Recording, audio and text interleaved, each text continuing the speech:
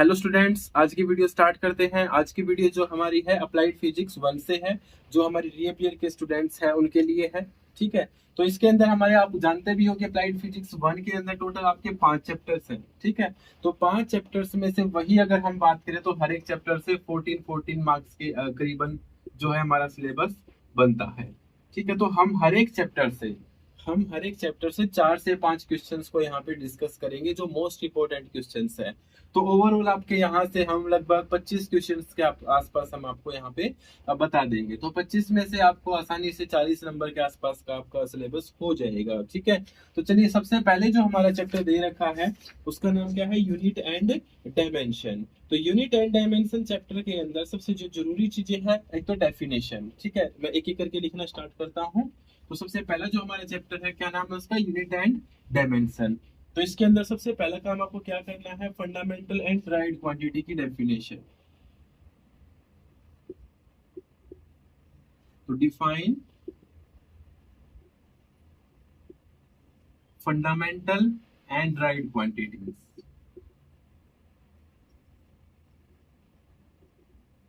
With example. तो पहला question आप ये वाला तैयार करोगे। दूसरा क्वेश्चन इसके अंदर जो हमारे वो है ना, सीजीएस सिस्टम होते हैं, सिस्टम ऑफ यूनिट्स।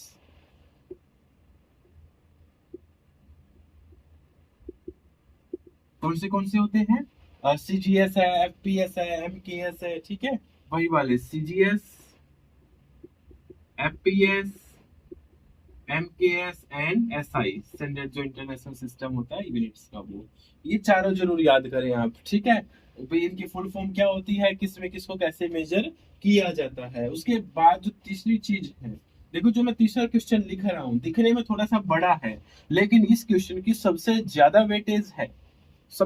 वेटेज है। ये अकेला क्वेश्चन आप जरूर से भी जरूर तैयार करें। ये तीसरा जो क्वेश्चन मैं आपको बता रहा हूँ, आपको ये इनडायरेक्टली कम से कम भी 8 से 10 नंबर का पेपर के अंदर फायदा दे देगा, अकेला क्वेश्चन। वो क्वेश्चन कोई क्वेश्चन नहीं है, एक्चुअल में मैं एक टॉपिक का नाम बता रहा हूँ, डायमेंशन फॉर्मूला।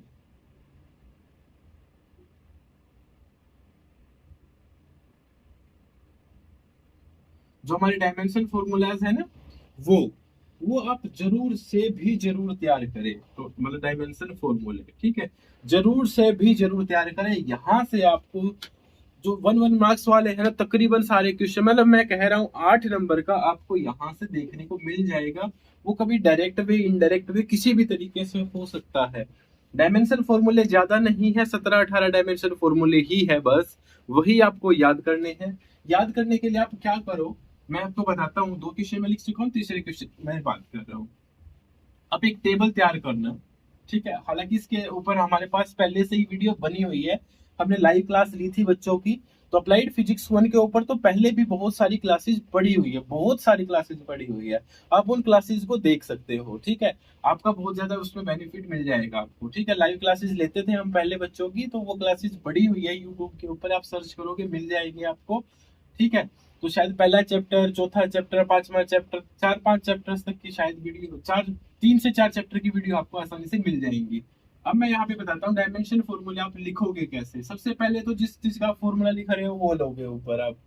ठीक है, जो नेम है जिसका आप ले रहे हो, फिर उसके बाद आप ले उसका फॉर्मूला। उसके बाद आप बनाओगे उसका डायमेंशन फॉर्मूला। उसी के अंदर आप उसकी एसआई यूनिट लिखोगे, और उसी में आप उसकी सीजीएस यूनिट लिखोगे। कौन सी वाली, सीजीएस यूनिट। इतना सा काम आपको करना है, और ये 18 के ऊपर करना है। ये टेबल आप वीडियो देख, जैसा आप देख रहे हो, खत्म कर रहे हो वीडियो तुरंत, इसको जरूर से भी जरूर तैयार करें। आपको सबसे ज्यादा बेनिफिट जो मिलेगा वो इससे मिलेगा। ठीक है, मतलब देखो क्वेश्चंस अपने आप में और भी बहुत सारी इंपॉर्टेंट है, क्योंकि जो हमारा सेकंड चैप्टर है जिसका नाम क्या है, फोर्स एंड मोशन, उसकी बहुत सारी चीजें यहीं से कवर हो जानी है। ठीक है, तीसरा जो चैप्टर है वर्क, पावर और एनर्जी, वो भी बहुत सारी चीजें यहीं से कवर हो जानी है। स्ट्रेस, स्ट्रेन, इनके फॉर्मूलेज वगैरह सब कुछ यहीं से क्लियर हो जाएगा आपका। ठीक है, अगर मैं यहाँ से 18 की बात करूं तो मैं चाहूँ तो मैं आपको मैं नाम लिख के बता सकता हूँ।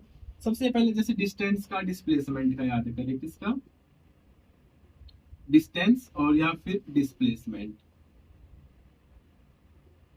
चाहो तो मैं सबके फॉर्मूले फटाफट यहाँ पे लिख सकता हूँ। तो ये तो लेंथ में ही काउंट की जाती है। तो इसमें m0 l की पावर 1 और t की पावर 0, तो इसकी ऐसा यूनिट होगी मीटर, सीजीएस यूनिट क्या होगी, सेंटीमीटर। ऐसे जैसे आपका एक हो गया, फिर उसके बाद आप इसका करोगे वेलोसिटी का करोगे। वेलोसिटी क्या होता है, सबको पता है ना वेलोसिटी क्या होता है। तो वेलोसिटी क्या होता है, डिस्प्लेसमेंट अपॉन में टाइम। तो डिस्प्लेसमेंट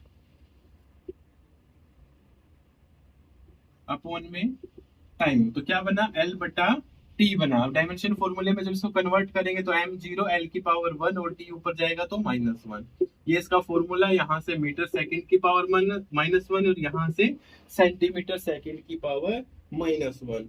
ठीक है, ये चीजें मैं आपको बता रहा हूँ। ऐसे ही आपको एरिया का, वॉल्यूम का, ठीक, कितने हो गए, 4 हो गई। अब मैं फटाफट सिर्फ नाम लिख देता हूँ, बुक में दे रखे हैं आपके, तो हम नहीं चाहते कि आप यहाँ पे अपना टाइम वेस्ट करें। ठीक है, तो इसके बाद डेंसिटी का, उसके बाद ये सीक्वेंस चलता है वेलोसिटी से। अब एक्सेलरेशन, एक्सेलरेशन के बाद लीनियर मोमेंटम,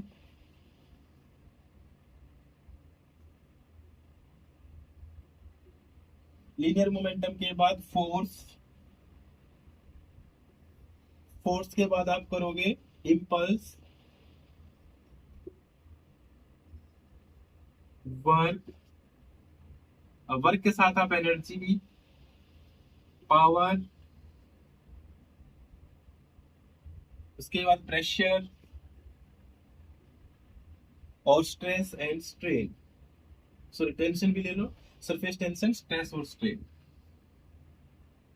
स्ट्रेस, स्ट्रेन और सरफेस टेंशन। देखो, ये इतने फॉर्मूले करने से आपको बहुत ज्यादा बेनिफिट मिलेगा। ये आपको पता होगा, चौथे चैप्टर में दे रखे हैं। ये वाला भी दे रखा है एब्सोल्यूट प्रेशर में, तो आपको प्रेशर की डेफिनेशन सारी चीजें कवर हो जाएंगी। वर्क, पावर, एनर्जी में इनके तैयार हो जाएंगे।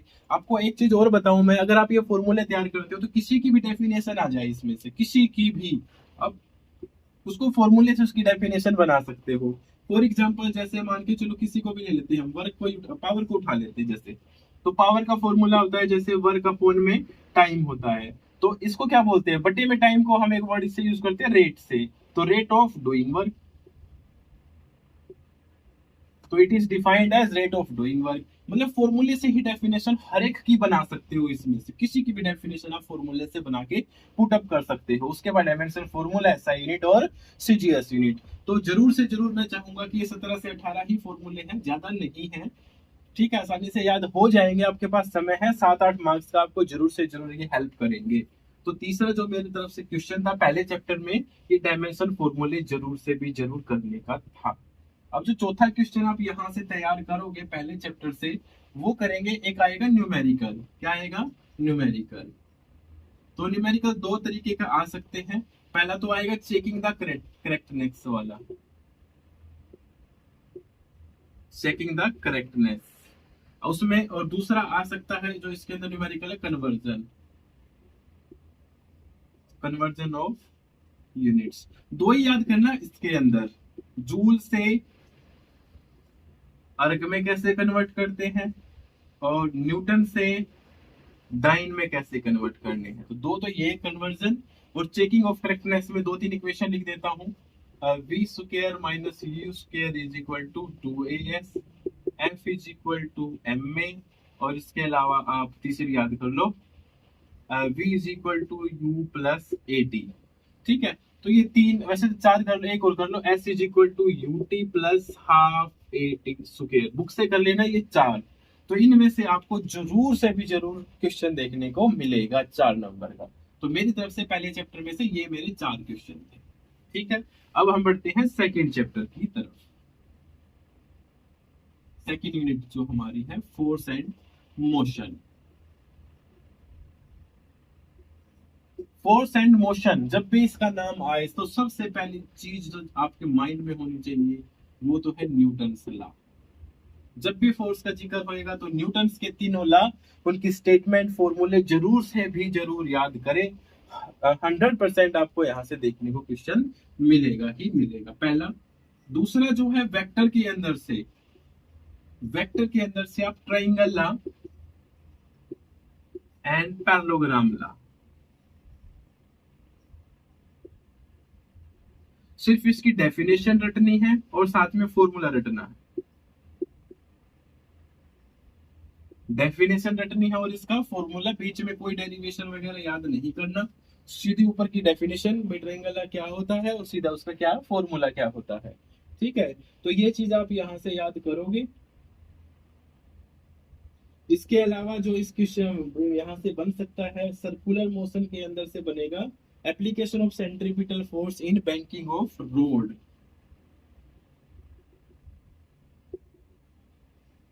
एप्लीकेशन ऑफ सेंट्रीपिटल फोर्स के अंदर की बात है ये, इन बैंकिंग ऑफ रोड। तो ये बैंकिंग ऑफ रोड का आर्टिकल है जो मोस्ट इंपोर्टेंट में आता है। ठीक है जी। इसके अलावा जो है जो आएगा कुछ डेफिनेशंस हैं जो काफी इंपोर्टेंट है। मैं एक एक दो तीन या चार डेफिनेशंस बताऊंगा इसके अंदर से। सबसे पहले तो आप centripetal force, centrifugal force, centripetal, centrifugal, torque, और क्या बताया हमने, टॉर्क, और इसके अलावा मोमेंट ऑफ इनर्शिया।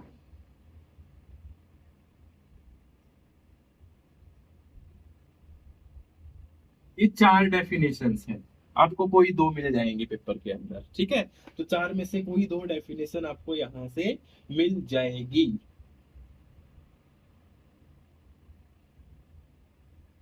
बस इसके अलावा इस चैप्टर के अंदर एक छोटा सा क्वेश्चन बनता है, ज्यादा बड़ा नहीं है, वो वेक्टर वाले में से बनता है। एक या दो तो वेक्टर की डेफिनेशन, जैसे कि यूनिट वेक्टर की डेफिनेशन। यूनिट वेक्टर, ये क्वेश्चन एक नंबर में किसी न किसी तरीके से जोड़ मोड़ तोड़ करके आएगा। मतलब डेफिनेशन भी आ सकती है यहाँ से, यूनिट वेक्टर पूछा जा सकता है कैसे दिखाया जाता है, ठीक है, या फिर यूनिट वेक्टर का फॉर्मूला पूछा जा सकता है। तो यूनिट वेक्टर जैसे कोलिनियर वेक्टर क्या होते हैं, को इनिशियल वेक्टर क्या होते हैं, ये एक नंबर के क्वेश्चन की बात कर रहा हूँ मैं, ज्यादा बड़ी बात नहीं कर रहा मैं यहाँ से, सिर्फ एक नंबर की। यूनिट वेक्टर, कोलिनियर वेक्टर को इनिशियल वेक्टर, ठीक है, और इसके अलावा जीरो वेक्टर जिसको हम नल वेक्टर भी बोलते हैं, ये चीज। और जो एक छोटी सा एक मतलब वो भी काफी इंपॉर्टेंट है। देखो क्वेश्चन तो एक एक नंबर काफी इंपॉर्टेंट रहता है। तो मेन तो देखो मैं आपको चार क्वेश्चन लिखवा चुका हूँ, ये मैंने एक नंबर के अंदर एडिशनल बताया है। और एक साथ में करना आप डॉट प्रोडक्ट, जिसको हम दूसरा नाम क्या देते हैं, स्केलर प्रोडक्ट, और इसी के साथ में क्या आता है, क्रॉस प्रोडक्ट, इसको हम क्या बोलते हैं, वेक्टर प्रोडक्ट भी बोलते हैं। ये साथ में याद रखना भाई, स्केलर और वेक्टर, ये तो अंडरस्टूड सी बात है कि स्केलर क्या चीजें होती है जिनकी डायरेक्शन नहीं होती, सिर्फ मैग्नीट्यूड होता है। वेक्टर कौन सी क्वांटिटीज होती है जिसका मैग्नीट्यूड भी होता है और डायरेक्शन भी होती है। ये तो आपसे वैसे पूछ सकता है चलता फिरता कि भाई इनमें से कौन सी क्वांटिटी स्केलर है, कौन सी क्वांटिटी वेक्टर है। तो ये कोई मैं क्वेश्चन को इंक्लूड नहीं कर रहा, इतना तो नॉलेज आपको होना चाहिए। ठीक है, इस चैप्टर में से इतना ही था। चलिए अब जो हमारा तीसरा चैप्टर बढ़ते हैं हम आगे, वर्क, पावर और एनर्जी वाला।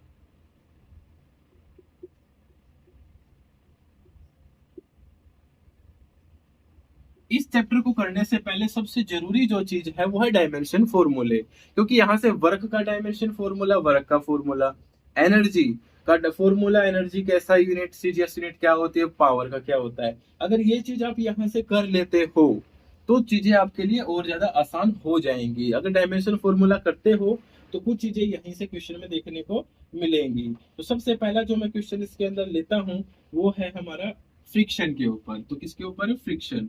Define friction. फ्रिक्शन क्या होता है, ठीक है, and it's simple daily life application.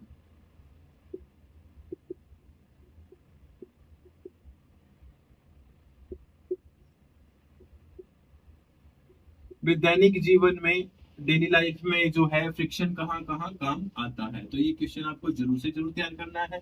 अच्छा, फ्रिक्शन के अंदर वैसे क्वेश्चन तो देखो बनता है इतना सा ही, लेकिन कुछ एडिशनल है, ज्यादा नहीं है, कुछ एडिशनल है। वो ये देखो, एप्लीकेशन का मतलब देखिए सबसे फायदा हो गया। तो साथ में फ्रिक्शन के थोड़े से डिसएडवांटेजेस एक बार पढ़ लेना, ज्यादा इंपोर्टेंस में तो नहीं आते हैं। ज्यादा इंपॉर्टेंस तो इस क्वेश्चन की ज्यादा चांसेस है। वैसे बता रहा हूँ डिसएडवांटेजेस और साथ में उन डिसएडवांटेजेस को कम करने के तरीके, मिनिमाइज करने के तरीके। ठीक है, मिनिमाइज करने के मेथड, मेथड ऑफ जो है फ्रिक्शन को कम करने के मेथड्स। तो एक ये चीज। ठीक है, इतना सा एक फ्रिक्शन का क्वेश्चन बोलूंगा मैं इसको। अब सेकंड क्वेश्चन की तरफ बढ़ते हैं। तो जो सेकंड क्वेश्चन इस चैप्टर से आएगा वो आता है law of conservation of mechanical energy for free falling body. Law of conservation of mechanical energy for of free falling body, for free falling body.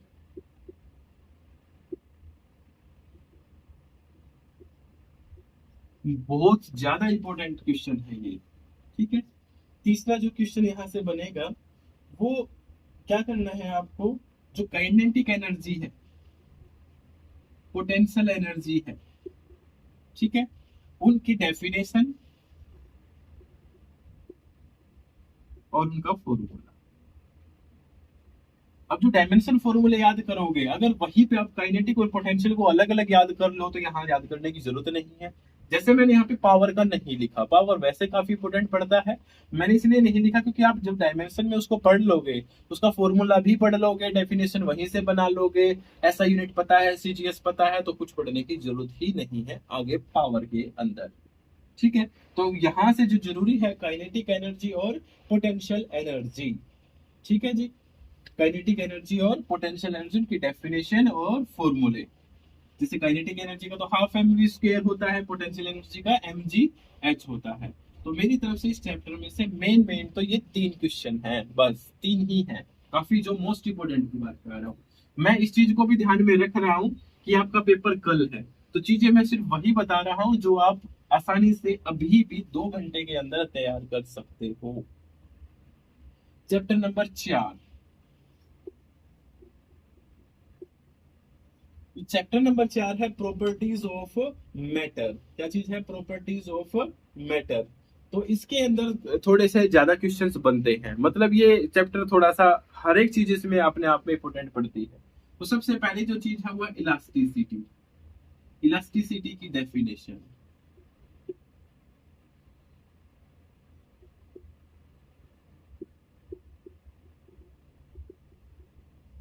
क्या चीज है? इलास्टिसिटी की डेफिनेशन और साथ में एग्जाम्पल, इलास्टिक बॉडी के एग्जाम्पल। ठीक है जी, ये चीज है। साथ में इसी में एक डिफॉर्मिंग फोर्स क्या होती है और रिस्टोरिंग फोर्स क्या होती है। Deforming force and restoring force.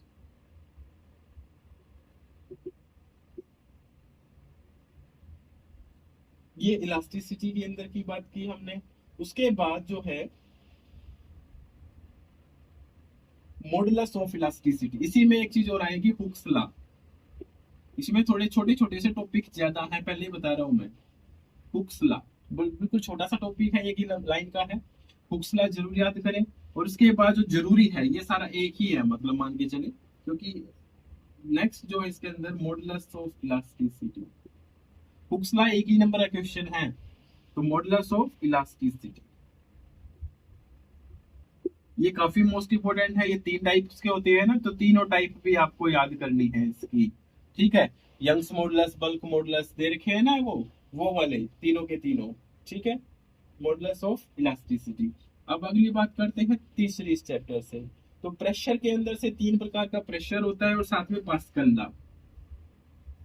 एक तो आपको क्या याद करना है, मोस्ट इंपोर्टेंट है पास्कल लॉ। एक नंबर का क्वेश्चन बनता है, छोटा ही क्वेश्चन बनेगा। इसके अलावा 3 के प्रेशर होते हैं ना, एटमोस्फेरिक, गोस एंड एब्सोल्यूट। बड़े सिंपल सिंपल है। इस चैप्टर के तो मेरे पास नोट्स भी है, अगर किसी बच्चे को चाहिए तो वो मुझे मैसेज कर देना। ठीक है, मैं उसको नोट्स भेज दूंगा। इसके अलावा इस चैप्टर में मैं पहले बता रहा हूँ ज्यादा क्वेश्चंस बनते हैं। अगले नेक्स्ट बढ़ते हैं चौथे क्वेश्चन की तरफ। चौथा क्वेश्चन जो यहाँ से बन के निकलता है वो है, दो ही टॉपिक बचे, सो सरफेस टेंशन, वो भी काफी इंपॉर्टेंट है, और एक विस्कोसिटी। क्या है, सरफेस टेंशन और विस्कोसिटी, दोनों में से एक मिलेगा आपको। इसके अंदर क्या पूछा जाएगा आपसे, इसकी डेफिनेशन,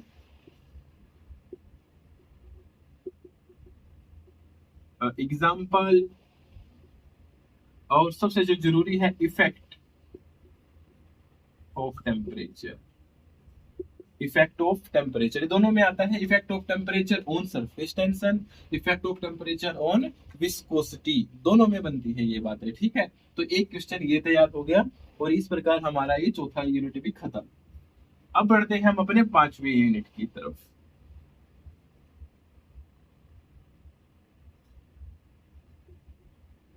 इसमें से बहुत लिमिटेड से क्वेश्चन है जो वही आएंगे, मतलब एक्यूरेसी वाले क्वेश्चन है इसके अंदर। ओवरों में तो क्या है, थोड़ा बहुत क्वेश्चन लेफ्ट राइट करके आ सकता है।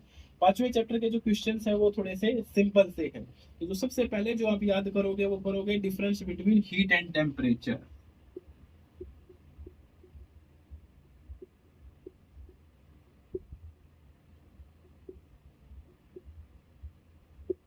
Difference between heat and temperature में कोई 4 डिफरेंस आप याद करोगे। अब कई बार क्या होता है पेपर के अंदर कि सिर्फ हीट के बारे में पूछ लेते हैं, या फिर कई बार सिर्फ टेम्परेचर के बारे में पूछ लेते हैं, या दोनों की डेफिनेशन पूछ लेते हैं। आप क्या करोगे, आप सिर्फ इनके बीच में 4 डिफरेंस याद कर लेना। आप जब 4 डिफरेंस लिखोगे, एक तरफ हीट लोगे एक तरफ टेम्परेचर लोगे ना, 4 डिफरेंस लिखोगे ऐसे, जब हीट के बारे में पूछे तो ये जो चारों लाइनें हैं ये हीट के अंदर डाल देना, खत्म बात। जब टेम्परेचर का पूछे तो चारों लाइनें टेम्परेचर में डाल देना, खत्म बात, ठीक है। अलग से हीट टेम्परेचर को पढ़ना भी नहीं है, याद भी नहीं करना, बस आप सीधा सीधा हीट और टेम्परेचर के अंदर के डिफरेंस याद कर लीजिए, ठीक है। और जो सेकंड इसके अंदर बनता है mode of transfer of heat. अब mode of transfer of heat कौन सा होता है, कंडक्शन, कन्वेक्शन और रेडिएशन। तो मैं लिख देता हूं, मतलब ये क्वेश्चन नहीं है, क्वेश्चन ये है डिफाइन, मैं क्वेश्चन के हिसाब से लिखता हूं, define conduction, convection and radiation. सबसे जरूरी इसमें रेडिएशन है, क्योंकि रेडिएशन इसके साथ इसकी प्रॉपर्टीज भी आती है। क्या आती है, प्रॉपर्टीज ऑफ रेडिएशन। तो ये भी एक क्वेश्चन अलग से निकल के आता है इसी में से, जरूर आपको या तो ये वाला या फिर ये वाला जरूर देखने को मिलेगा ही मिलेगा, ठीक है जी। तीसरे क्वेश्चन की तरफ बढ़ते हैं इस चैप्टर से हम। वो बनता है हमारा principle and working of mercury thermometer.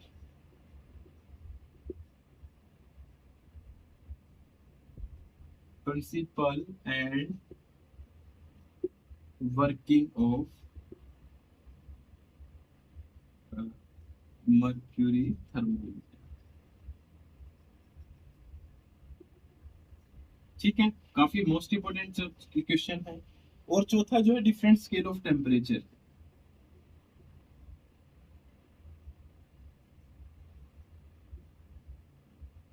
अब मैं इस क्वेश्चन के बारे में कुछ डिस्कस करूंगा। डिफरेंट स्केल ऑफ टेम्परेचर के अंदर आप वो याद नहीं करोगे भी रैमर स्केल क्या होता है, केल्विन स्केल क्या होता है, ये स्केल नहीं याद करने हैं आपको। जो उनके बीच की रिलेशनशिप है ना, एक फॉर्मूला सा तैयार होता है, वो फॉर्मूला याद करना है बस।